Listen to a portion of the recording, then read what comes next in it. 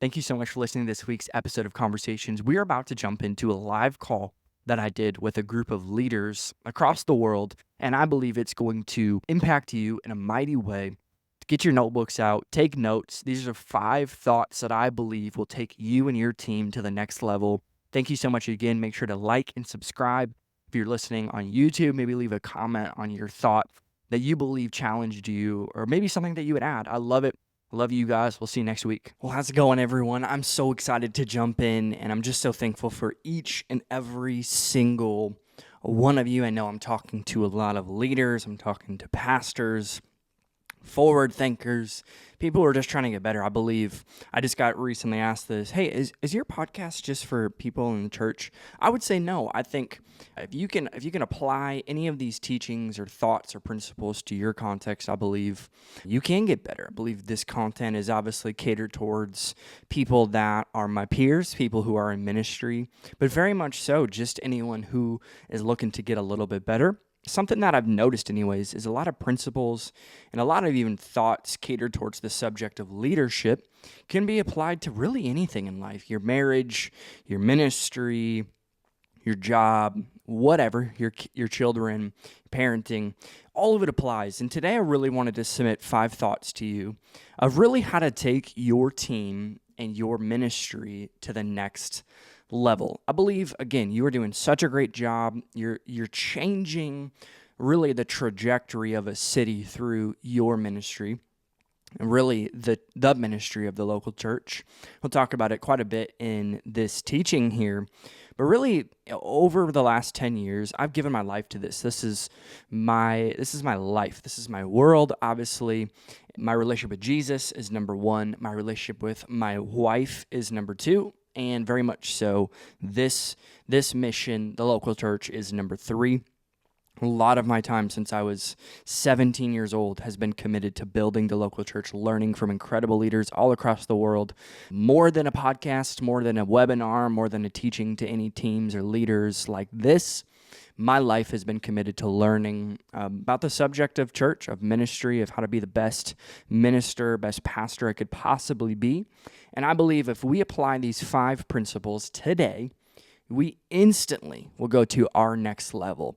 And a lot of times, every single time we're trying to go to that next level, it's always attached to a person, a thought, a sentence, an idea, a principle, revelation, whatever you want to call it. But really, I want to submit 5 of these to you, and they're more practical than not. I tend to be a practical person. Yes, I'm a spiritual person. I'm a spiritual being. I pray every day. I read my Bible every day. But a lot of times, things in our churches and our leadership and our context of organizational leadership always can come back to some basic principles that I want to bring you to. So the reality is in this teaching, your team is going to follow you. So every time I know our team needs to go to the next level, no matter what, I always go back to, I know that goes back to me needing to go to my next level. So just a thought here, you are the lid to your organization. Just as much as I am a lid to my team, to anything that I lead, because I'm a leader, and I know if I'm a leader, that means I have followers. And people are following the way you live, the way you carry yourself, the level of leadership that you are, I guarantee you is going to be the lid to your organization. So in these thoughts here, I believe these are going to take your ministry to the next level. They're going to take your team to the next level. And within all that is always going to be attached to more salvations, more people finding your church, loving your church, staying in your church, because starting something is easy, sustaining and building something is where it gets difficult. So number 1, faith is the engine room of the church. So before your team has it, before your Sunday services have this level of faith, do you have it?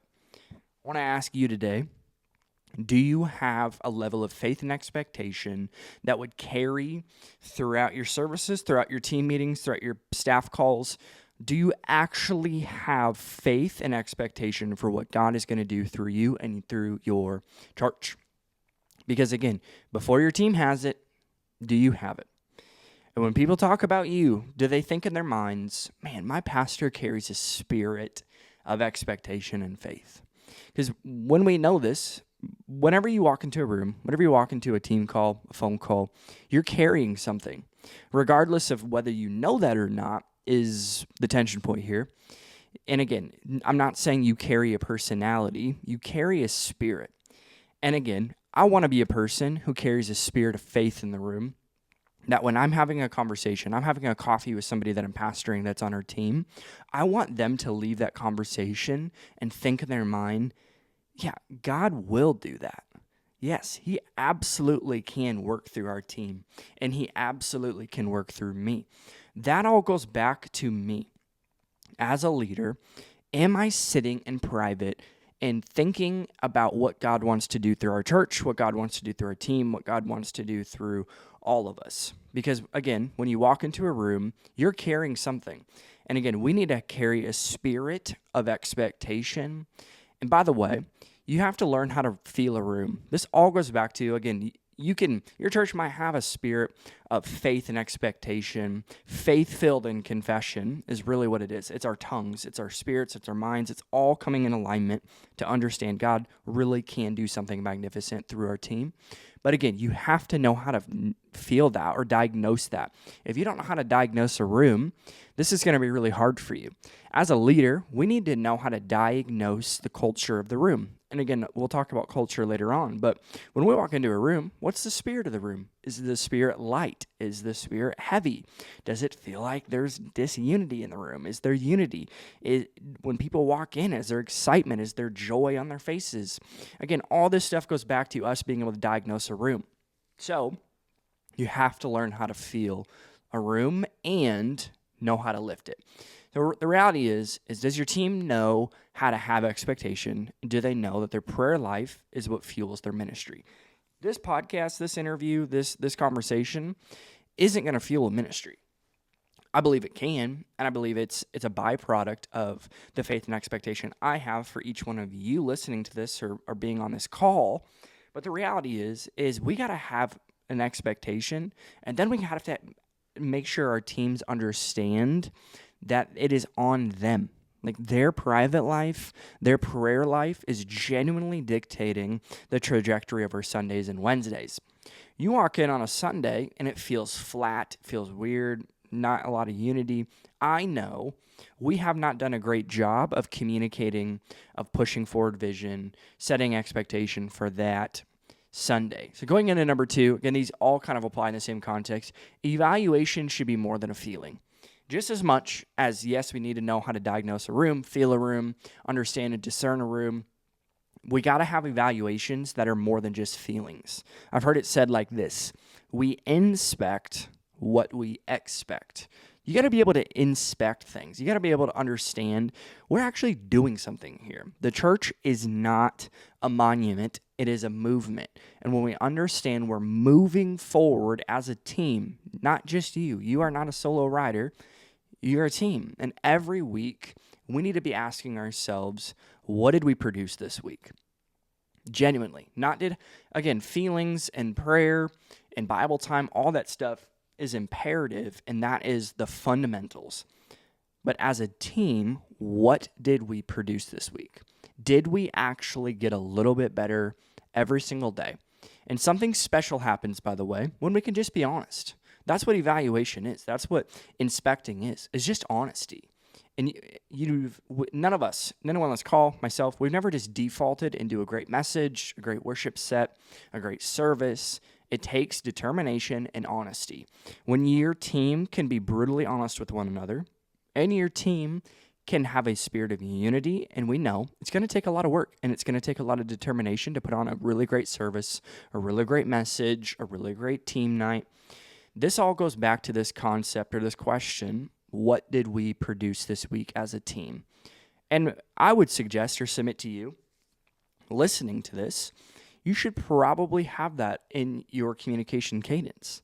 Maybe it's a Thursday afternoon Slack message or text message or email or however you communicate. Hey, what did we produce this week as a team? Or what do you think we produced this week as a team? And how do we ensure that every single week we're producing as a unified team? You can have that honest of a conversation. I promise you your team is way healthier than you think. So for you as a leader, though, what is the solution? I always want to submit solutions to you guys. Every Friday, take the temperature of your team. And if you know it feels a little down going into Sunday, you have 24 hours to pick it up. So every Friday, Sit and process. Maybe you're in the office when nobody else is. You're at home. You're in the couch. You're at a coffee shop. Think about it. What is the spiritual temperature of our team going into Sunday? Was there very little communication going out? Was there not a lot of emails? Was there a lot of yellows and reds on planning center? Whatever it is, understand that every team has a temperature. Sure, it's unity. Sure, it's excitement, expectation. But more than that, do we actually know what we're trying to execute, and can we do it with a level of effort and excellence that our guests will be excited for and return? 3 ways, by the way, to help pick that temperature up. Maybe on Friday you're seeing, man, we're just a little down. What do I need to do? What do my leaders need to do? What does our team need to do to ensure that the temperature gets picked up? I would say 3 things: celebrate, remind them of the why, and go above and beyond on clarity. Clarity is everything. Nobody on your team should be asking you for clarity. Nobody should, hey, pastor, I have a question on this. Can you clarify what you meant? Should never be on their tongues. And I understand that there are circumstances where it's obviously them. But the reality is we need to go above and beyond on clarity. Clarity's king. Just because you're articulating something does not mean people are listening. Communication is connecting. So you might have sent 50 text messages out this week, but they're not listening to you.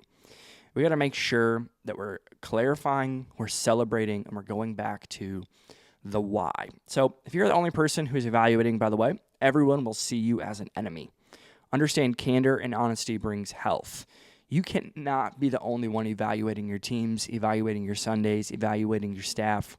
You got to make sure that everybody feels like they can share their thoughts. Not everybody, by the way. That's a pretty broad term. If they're a leader, they're serving in your church, they're giving, they're a part of that actual team that you're building, they should feel like they can share their thoughts. By the way, if they're at the table, you should have already set that expectation that they should be sharing their thoughts. Recently was on a webinar, and somebody very much so asked that question. How do we make sure the loudest person in the room isn't the only one talking?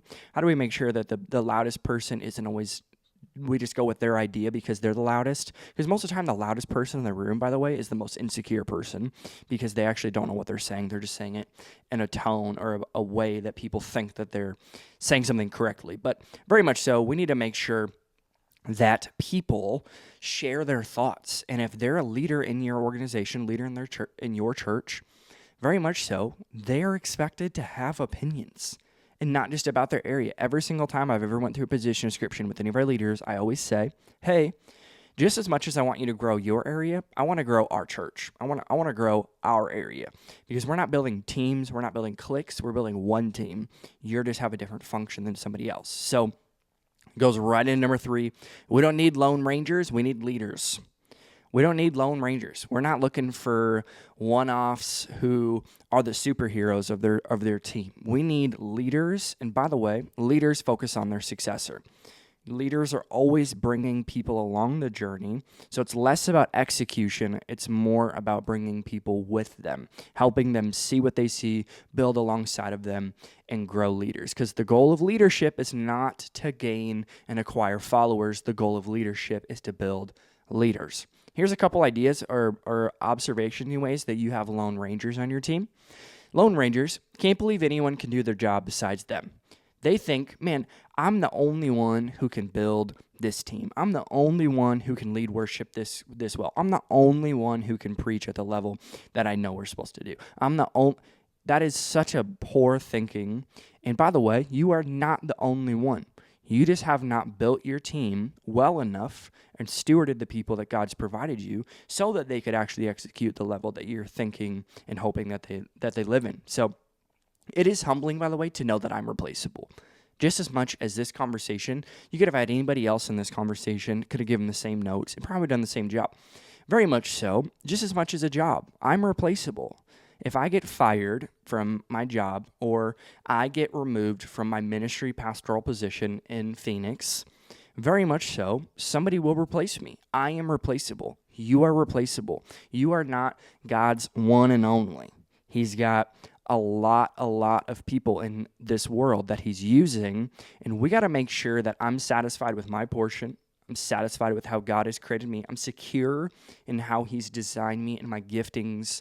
And I'm going to double down on those. I'm going to steward those. But it is humbling to know I am replaceable. Just as much, yes, I'm one of one. You are one of one. But very much so. As a leader, we are replaceable. If someone can do your job, by the way, at 60%, you need to start delegating. How you delegate properly, because there are a lot of people who just dump. Hey, I need you to own this. Give them a whole department or a whole team, and they've never led. They have no idea what they're doing. Now what you're going to do is you're just going to create a team that is bitter because their leader is not leading to the capability that they should.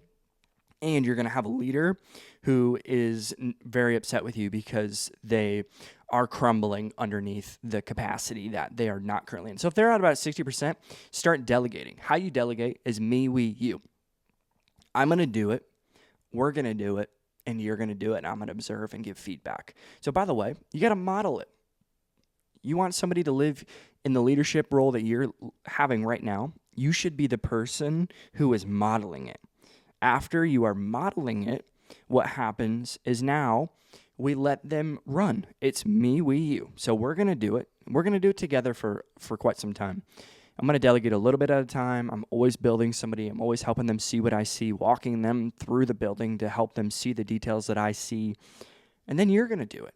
And what happens is when you go from modeling it to delegating it, now we're multiplying it. Now you can focus on something else while they're building and doing their thing. Lone Rangers want the credit. You always want the credit. A secure leader never wants the credit. You always give away the wins and you accept the losses. The losses are on me. The wins are on you and us. Lone Rangers constantly say I and me, not us and our. It's not your church. It's our church. It's not your team. It's our team. It's not our ministry. It's not your ministry. It's our ministry. It's always interesting to me too when people say, "Yeah, it's my church. It's my." And there's a difference, by the way, when they're just saying this is something as if I'm owning it, which I love. There is a difference though when somebody's talking about my people, my team. It's like it's not your team, dude. One, it's God's. Two, it's our team because it's our church. It's the church. It is one body. Many different parts. So when we look at it as one body, one team, there's more unity in the language. So Lone Rangers constantly say I and me, not us and our. It isn't your team, it's our team. Lone Rangers, success stops with them. A leader, by the way, success is always pointed to a successor. It's the same word, it's just extended here. A leader's focus on successors. Lone Rangers are just focused on success that with them. They want the credit. They want success. They want to take it on themselves. That's not a leader. That's a Lone Ranger. Last two here, and then I will let you go back into your day. Number 4, don't ever stop sharing the why. I mentioned this a little bit ago, but it's an honor to be used by God.